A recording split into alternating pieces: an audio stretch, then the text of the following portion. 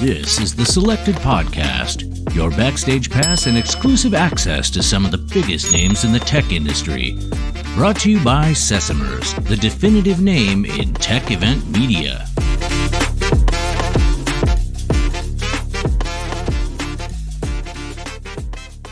Hi there, this is Ben from Sesamers, recording live from the SIA Startups at SIA Paris 2024. We're exploring the latest in food innovation and industry insights with leaders shaping the future of the sector. Today, I'm thrilled to be joined by Richie Gray, Vice President and Global Head of SnackFutures, the venture investment hub of Mondelēz International. Hi, Richie. How are you doing? I'm good, thanks, Ben. Thanks for inviting me. Good to be here. Thank you for joining us. Can you tell us a bit about your background, what you were doing before, how you ended up creating or joining Snack Ventures? Yeah, well, I've had a 30-year career in branded consumer packaged goods, starting with Diageo, or Guinness PLC as it was then. I joined Kraft, which is now Mondelēz, back in 1998. Initially as a marketeer, I was a senior brand manager on our coffee business. And I grew through various different roles of the company, mostly in sales and marketing over the years. For the past 13 years, I've been based at our European headquarters in Zurich. Most of that time was involved in general management roles, leading different categories across groups of countries in Europe mostly. And you got more and more involved in the M&A side of things through that work, which resulted in me landing here, leading SnackFutures. I've been doing this for about 18 months now. I was asked to really look at the group. We'd predominantly been an innovation group previously, but we wanted to really focus more on investing and taking venture stakes in businesses, working with the founders and their management teams to help them scale, with a view to one day us acquiring them and them becoming part of the Mondelēz portfolio. So kind of gone from a commercial and general management career into much more of an investment one, but I'm finding it incredibly enriching and really interesting. And I was just wondering, since you told us about your career and being around close to 30 years now, why did it pick you? How did that happen? Because I'm old enough and I got plenty of experience. No, I think I think it's that combination of having run different businesses in different countries, diverse groups of people that I've led, and that combination also then with investment experience that came through the quite high number of M&A projects that I worked on. We made an acquisition a couple of years ago called Chipita, a global pastry snacking business with a brand called 7 Days. They're based out of Athens. And I was heavily involved in that acquisition. And actually, with a couple of other colleagues, we put in place an interim management team when we bought that business. And we ran that business down in Athens for the period of time while we were going through the integration. So I think those kind of combination of experiences meant that Mondelēz needed someone who could manage businesses and work with different diverse businesses, but also understands the investment world. So I guess that's why I got lucky and got the role. What are the expectations of your team, of the management, in terms of performance of the fund? Like earlier today, we were having that conversation, and we were looking at the CVC space as a bit different. Sometimes there's very diverse type of organizations. So I'd like to understand a bit more how your organization works. Yeah. Do you have a fund allocated? Do you look into the metrics of the performance of the fund, or you would look into different aspects? Different aspects, actually. So we don't operate as a fund. We make our investments. Every investment is made on a case-by-case basis. And each investment is judged in its own merit. So we don't allocate a fixed amount of capital for our venture investments. But that means that we will invest for the right opportunities, but we're also very selective about those that we do invest in. The way we measure really is then on the performance of the individual companies and the tracking of them against the various KPIs that we put in place with them that would trigger subsequent investments where we'll look to increase our stake.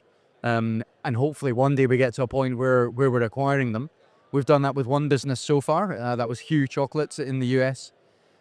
So it's more around, our measurement is more around the individual company performances than how we're doing as a fund, so to speak. And for founders who get to work with you and receive an investment from SnackFutures, curious to know if they are looking at this as an amazing opportunity, because obviously Mondelēz is a great partner and an amazing way to go global. Or they're like, okay, they will acquire us down the road and I'm not going to be the boss anymore at some point. How does it feel like for a founder? Well, firstly, my experience so far has been it's mostly very positive. The companies do want to come to us. They see the benefits that we bring as an investor, not just the fact of the Mondelēz name or the fact that, we will invest financial resources. I think what's really important to me and what we try to impart to prospective investments out there is we do add a lot of value as an investor. So we don't just put the money in and then sit back and wait to see what happens. We're very, I always describe it to my team as active and activist. So we put a lot of support in place for our founders in terms of resources, and that can be anything depending on the individual needs of the business. We engage our R&D teams with most of our portfolio companies, and they work on helping scale the technology or helping them with the development process.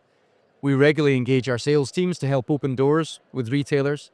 We might even involve our supply chain folks if one of the companies needs help on. You were mentioning a story in Florida. Yeah, we have a business in Miami, a company called Craze, lovely little business.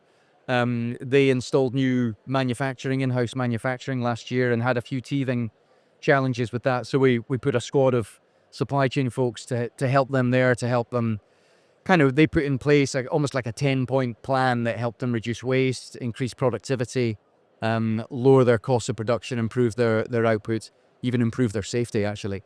So they're the types of different things that we can do, and it's important to us and to our founders that we deliver on that. Sometimes we're very conscious that a company will be wary occasionally of having a strategic investor who inevitably will want strong rights in there because we're investing a lot of our resources, and we're hoping that that's going to create value for us further down the line when it comes to an exit for the founder and an acquisition for us.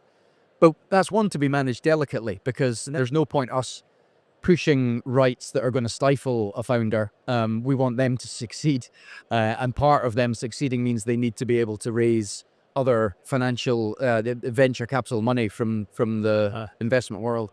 Wondering on the type of businesses that you invest in, can you tell us a bit more about them? I understand that it will be mostly brands, D2C, or this type of space that is very exciting. There's a lot of them here.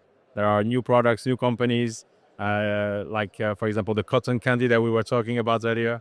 But it's also, in some case, based in R&D or technology, like deep tech type of innovation.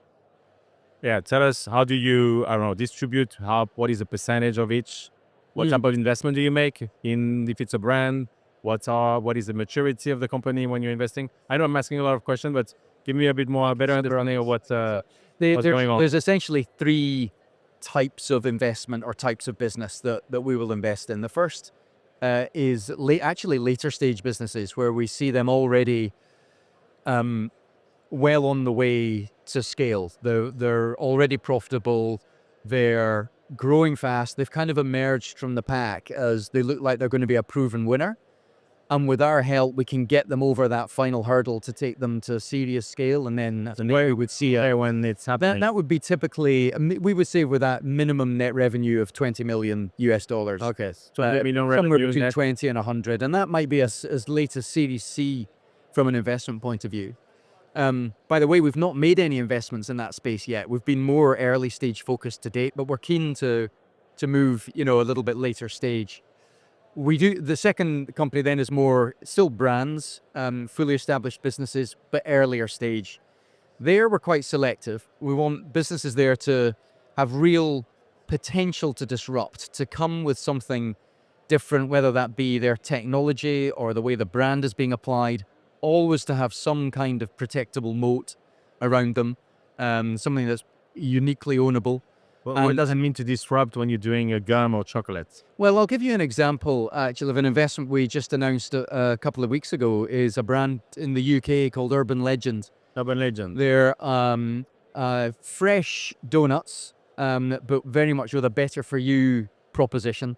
The founder there, Anthony Fletcher, who is a scientist, Anthony has developed amazing recipe technology that allows them to produce donuts with the indulgent taste of, name your favorite indulgent donut brand out there, but with significantly lower calories, significantly less sugar, no sat fats, higher in fiber, with quite a unique business model in terms of how they go to market. So we see that as that's a technology and approach that's disruptive to a category that's an adjacency for us, but also is a new category for us. We don't play yet in fresh bakery in Europe, outside of our licensing business, and also with a business model and a route to market that allows us to access incremental parts of. What's special about their business model, or like the? Well, they go direct into retailers. They operate a concession model,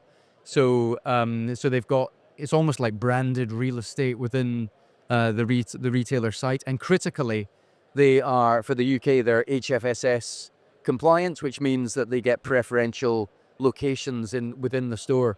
So that's an example of a brand that is very early stage, but there's interesting technology and there's disruption potential. We don't just invest in those types of brands because they look disruptive, though. We always want to see a path towards real scale. So the brand, we want a company or a brand to be playing in a space that has a very large total addressable market. That's an indication to us that it can get to scale, because that's the goal in the end. And you had like a third category? Yeah, and then the third category is technologies. Yeah. So, Okay. and there is less about looking at a path to one day acquiring and more around, is this technology something that can really make a difference for us in our business now? We have two examples, actually. We have an investment in a cell-based cocoa business, company called Celeste Bio. They have amazingly interesting technology. We invested very early with them. Clearly, cocoa is an important ingredient to us. And that's that whole area of alternative ingredients, whether it be cocoa, alternatives to sugar, or alternative fats and oils that can deliver a well-being benefit or a sustainability benefit. That's a very interesting area for us. And we have another tech investment, a brand, a company called Tor, who use the principles of industrial welding to fuse together the ingredients in a snack bar, which means they can produce snack bars just with fruits, nuts, seeds, and no added sugar. So they're the types of tech investments that we would make. I was reading that you have this Vision 2030, right? Yes. Yeah. I would like to know, or ask you, I mean, the SnackVentures is an amazing name. SnackFutures Ventures. SnackFuture Ventures, sorry, yeah. So how does it tie together with the Mondelēz vision? And I'm really, like, down the line, what I'm wondering is how much of this is strategic, because you have those sustainability goals, you know that you need to change the industry and you have a major role in making it, and how much of it is communication, marketing, and branding. And I would add that question to any corporation moving into that space. Yeah. Because, there's a lot of innovation theater. Being a CVC is different. It means that you're really like putting the money on the table. But how does it align with this vision that you have? It's very closely aligned. We are here to serve our Vision 30, but we also look beyond that, actually, because we recognize that some of these investments that we make may not come to real fruition until beyond 2030. That's the reason that we've got that spread of businesses that I described. So the first category of later stage businesses, where we would see a path to an exit for the founder and an acquisition for Mondelēz come sooner rather than later, that can definitely be in service of Vision 30. Our later stage investment, or earlier stage investments, are more likely to come to fruition beyond 2030. So they're aligned to our strategies, but we're also looking beyond, because Mondelēz will continue to exist and grow and thrive beyond 2030. So we're that part of the business that have the privilege of being able to look further into the future. And that's why being at events like this and scouting the market and really understanding the emerging trends that are out there is so important to our work, because we're not just investing for today, we are investing for tomorrow, hence the name SnackFutures. Sustainability and well-being are almost table stakes when we're looking at our investments. But at the same time, we do have a separate group in Chicago, a foundation called Sustainable Futures, which are particularly looking to invest in ESG-related projects. I would say that's less about venture investing and more about supporting ESG projects. What type of projects do you know?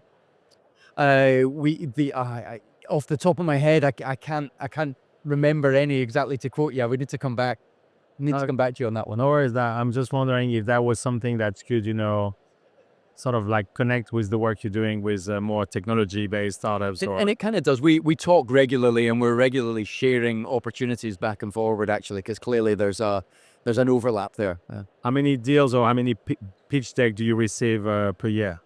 We looked at round about 1,000 businesses last year. We have about 5,000 in our database currently. Of those, sometimes it's a quick no. I'm learning, initially everything was interesting to me, but you start to learn that you simply have to say no more often. It's never a nice part of the role, but it's an important part of it. We probably looked at around 300 pitch decks last year, and then how many meetings do you do? We took of those pitch decks with them, maybe took probably a half of those result in meetings, so probably around 150 meetings with startups. Often these are quick calls. Sometimes it's okay, not for us right now. Often it's not for us yet, but let's stay in touch. And then clearly we narrow it down to a very small number that we then really actively engage in diligence and ultimately invest in.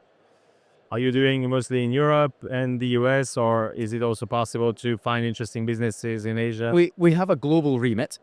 We have been to date predominantly focused in the US. I think we're very well networked. I think I would be disappointed if there was anything came through in the US that we hadn't seen. I think we really cover the ground quite well there. We had not historically done much in Europe, but that's changed over the course of the last 12 months. It's one of the reasons when I took the role, we agreed that I would stay based in Europe, out of Zurich. So we've been building our presence. We're starting to see a lot better quality and quantity of deal flow in Europe. We're also looking to India and China. At this stage, we've not particularly actively engaged in those markets, but they're incredibly interesting markets. They're big markets, and they're so fast developing. We ran an accelerator program in India last year, our CoLab accelerator program. That was a pilot, really, first chance to start to have a look at what's there in India. It really does look like an interesting market, and as soon as we can find just a little bit more room in the agenda, then we'll start to look more closely at India. Okay, got it. What was the accelerator program like? What were you doing? Like, was it like? So it's a program. It's called CoLab. We have run 3 of them in the US. We've run 1 in India. We've run 2 global tech-based CoLab programs as well. We've just started the latest cohort from a technical point of view. The way that works is we get enormous number of applications. Actually, we select anything between 8 and 12, depending on the quality. They're given a small grant by us, but really the more important part of the program is they get access to our resources and our partners to help them with everything from learning about how to raise money on the capital markets, to technical development support, to marketing support. It's a 12-week intensive program. They kind of present back their future business plan at the end. There's no obligation on our side to invest.